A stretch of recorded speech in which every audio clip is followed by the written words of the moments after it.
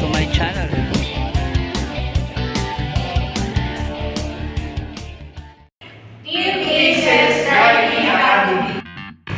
Okay guys, meron tayong interviewin ngayon ng mga estudyante at syempre alamin natin bakit gusto nila magkaroon ng lisensya. So abangan natin, eto sila, pakinggan natin. Okay, nandito tayo ngayon para makakuha po ng inspiration para sa mga bago rin po nakukuha ng lisensya. At syempre, ano pong pangalan niyo, sir? Carlo. Carlo. And then? Leslie. So, ang tanong, sir, ay bakit gusto niyo pong magkaroon ng lisensya? Sa panahon kasi ngayon, ang hirap na talaga mag-commute.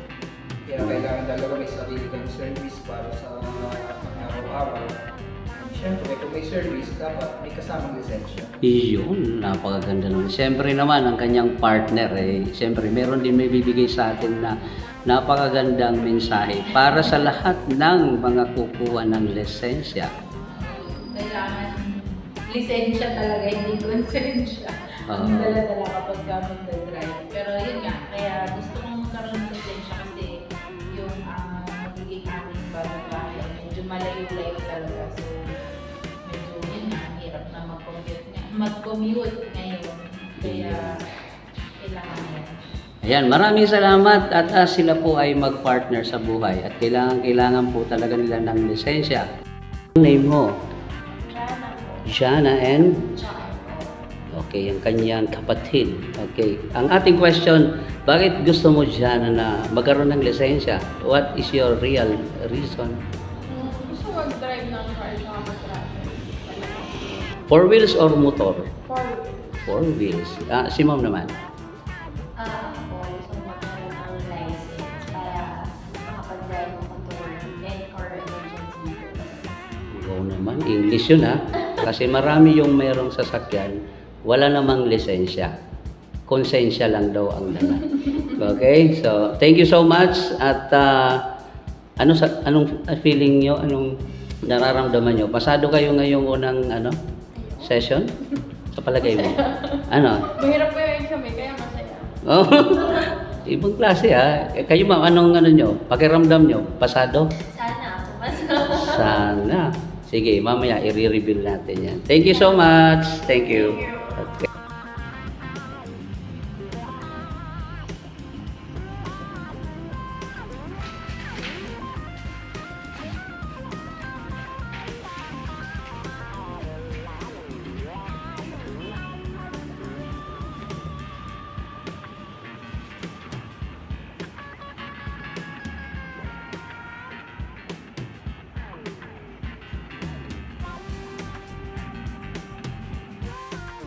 Okay guys, meron tayo ngayong tuturo sa inyo para kaalaman. Ito po ay International Standard Traffic Sign.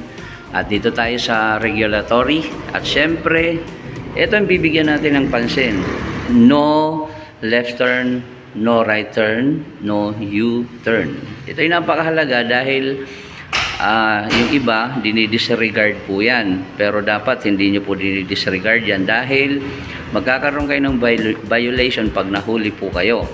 At syempre po, pag hindi po kayo sumunod, yun po ay nasa batas na kayo po ay tatanggap ng kaukulang parusa. Kaya po, aalamin nyo po at titingin-tingin kayo. Sa Maynila, sa mga MRT, sa mga poste, ay meron po yan. Dahil naghihigpit po sa Maynila sa mga traffic. And then sa LRTA and then MRT. So yan po ay ginagawa para po mapaayos ang daloy ng trapiko. So hanggang dito lang muna po tayo sa isang kaalaman patungkol po sa traffic sign.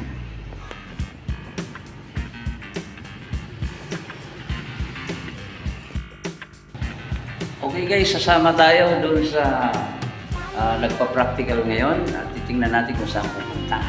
At isa yan sa pumasa dito sa theoretical driving course. So puntahan natin yung estudyante natin at suportahan natin para lalo siyang matuto. Hi guys! Tayo isasama ngayon dito sa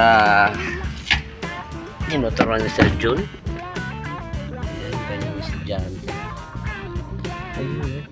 Shoutout po sa mga Libaliw. Iyon. Libaliw boys, Team Bomba, yan. Mga Pacho. Okay. Ayan. At syempre, bago tayo bumiyahe, pipray muna tayo.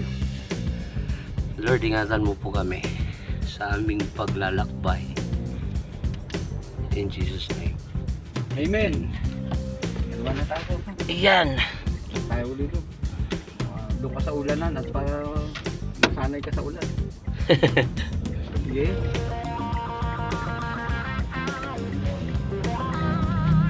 Akala mo.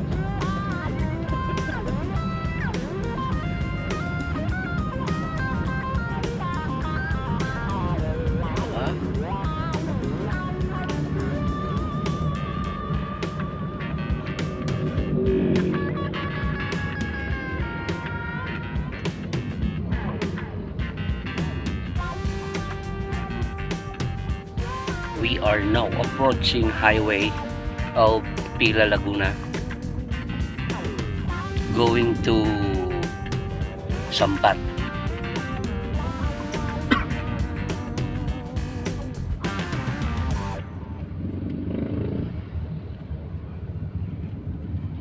Ayan, no?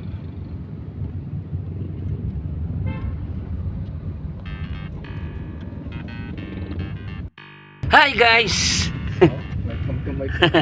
Welcome to my channel. Ayan, nandito tayo sa Pagsanhan, Laguna. Ayun, no? Ayan na. Ayan, dito ko. Yan, nakakain na ako dyan. Dyan na yan. Yung garage. 86. Ayan, papunta kami ng Kabinti. Ayan. Welcome. Maulawin. Maulawin.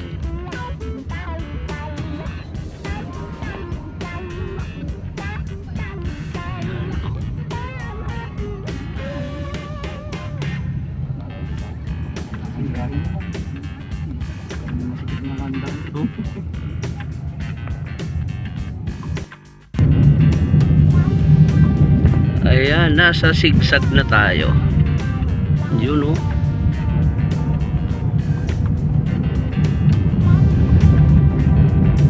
Wow.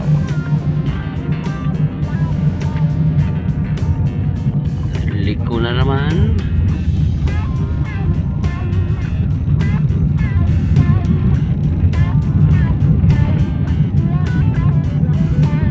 Yun.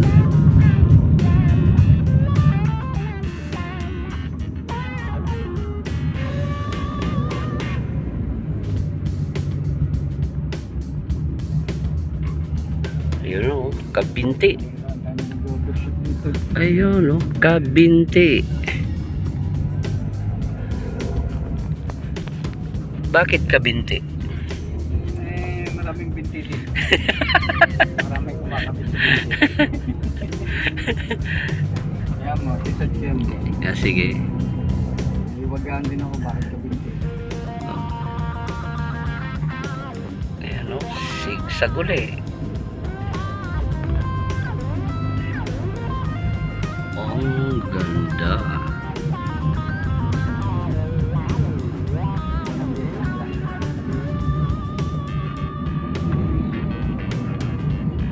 Tingnan mo nga naman. Kahit pa paano, probinsya pa rin siya.